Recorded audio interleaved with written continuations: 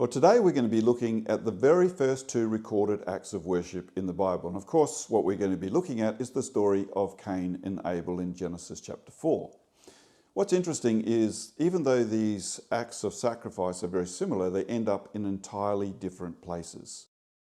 It reminds me of how two raindrops can fall side by side in the eastern highlands of Australia, and yet they end up in entirely different oceans. One raindrop can gravitate ultimately towards the Pacific Ocean, and the other raindrop ends up in the Southern Ocean. And something like that is similar of the outcomes of the offerings of Cain and Abel. On the one hand, Abel's offering was received by God with favour, while Cain's was not. And at first glance, God's rejection of Cain's offering seems so arbitrary and so unfair. After all, they both offered equally valid sacrifices of their produce. There was no law governing what sort of produce you could offer. Naturally enough, Cain is offended. But God comes to Cain saying, "Why are you angry? Why is your face downcast? If you do what is right, will you not be accepted?" Now the question is, what is it that is right? What is God asking Cain to do? Alas, this story gives us little information to discern the difference between them. However, there are some clues hidden in the narrative, but to unravel those clues, we must review this story with ancient Hebrew eyes. One of the ways we can do that is to look at the meaning of the names that are attached to the characters in the story. Most names in Western cultures, for instance, are essentially meaningless, but in the culture of the ancient Hebrews, names were hugely significant. Names were only assigned after much consideration of the essential character or anticipated destiny and calling of the newborn. Sometimes a name might even have an intentional double meaning, and other times a name wouldn't even be given until the vocation of someone became more fully known. So what we're going to have to do is have a long, hard look at the meanings of the names of Cain and of Abel.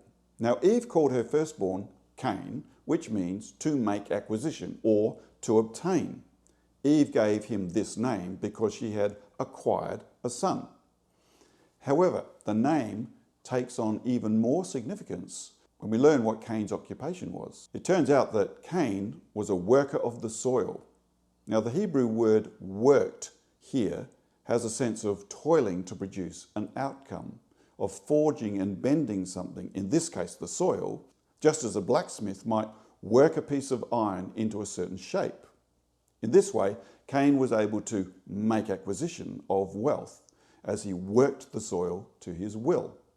The name Abel, on the other hand, means vapour or to breathe.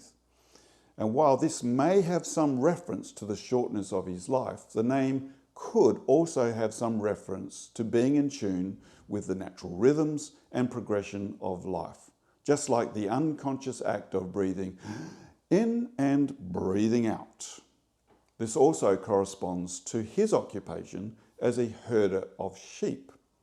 Unlike Cain, who forced the creation to respond to his will, Abel responded to the creation as he adapted to the seasons and to the wild pastures as they waxed and waned. So Cain acquired and Abel received.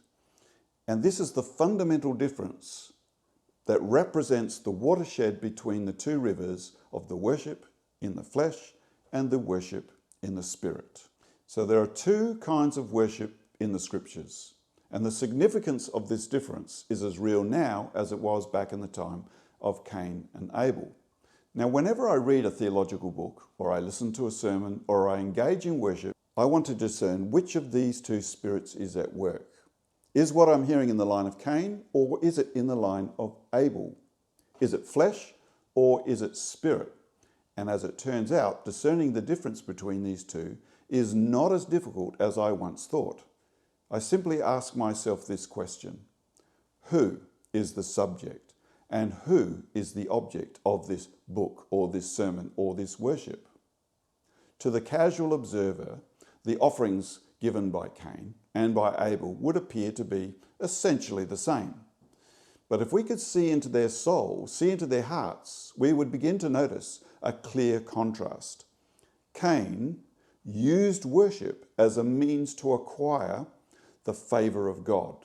In this scenario, Cain is the subject who is acting upon God as the object. Cain is the initiator and God is the responder. Cain acts on God to change something in God with the hope of securing something from God. Cain's worship is really all about himself. It's about his performance, his spiritual status, and his rights to the acquisition of blessing. The worship offered by Abel, on the other hand, is quite the opposite. Abel worshipped in response to the blessings of God, not in order to secure them. Here we see that God is the subject who is acting upon Abel as the object. God acts upon Abel by sustaining him, by providing for him, and thereby changing something in Abel. The initiative of God engenders a response of gratitude and acknowledgement from Abel. The response of Abel is in deference to the glory of God. And these represent the two essential forms of worship, and nothing has changed in the many millennia since. Here we see a clear distinction between what we would call worship in the flesh and worship in the spirit.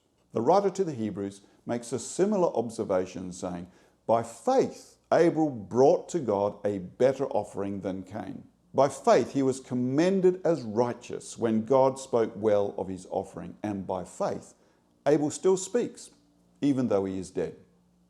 Now the difference between the offering of Cain and the offering of Abel is really faith.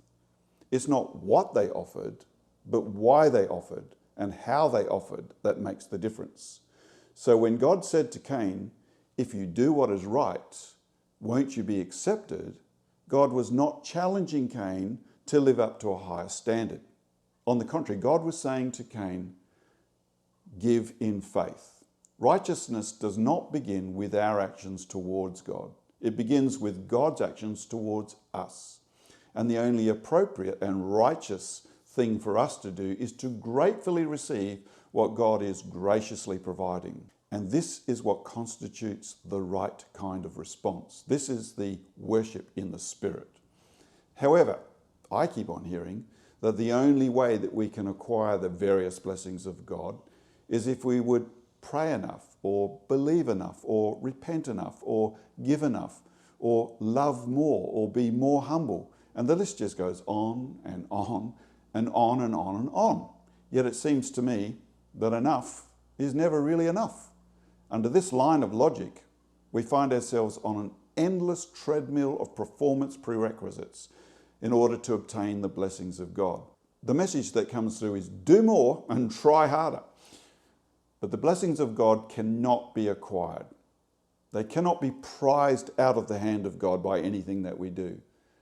On the contrary, they can only be received as a gift from the hand of God. And this is what separates the offering and the worship of Cain from that of Abel. This is what separates the worship that is of the flesh from the worship that is in the Spirit. And as it was then, it still is to this day.